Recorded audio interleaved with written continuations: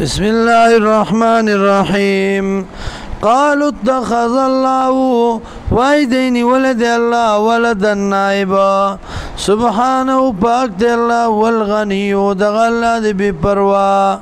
له دی الله لرا ما غسدی فی السماوات چې دی په اسمانونو کې وما فی الارض یواغ چې دی په ځمکو کې ان عندکم نشته آیاشت تاثرا من سلطان بهذا سدلیل په دی خبر باندې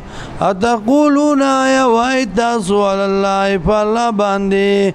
ما خبر لا تعلمون چې تاسو په نه پويږئ قل ورته وایا ان الذين يكننا كسان يفترون چې جوړي علی الله الكذبا فالله باندې دروغ لا يفلحون کامیابیږي متاع سکدا فی الدنیا په دنیا کې ثم الینا مرجعهم بیا موږ ته دی راګرځېدل دی ثم نذيقهم العذاب بیا به اوس کو دی دا عذاب الشدید سخت بما كانوا يكفرون په سبب دا غي چې دی کفر کاو واتلو بیان کا علیم په دی باندې نبا نوح ناشنا خبر د نوح علیہ السلام اذ قال لقومي کله چوي قوم بلتا یا قومي وکم زما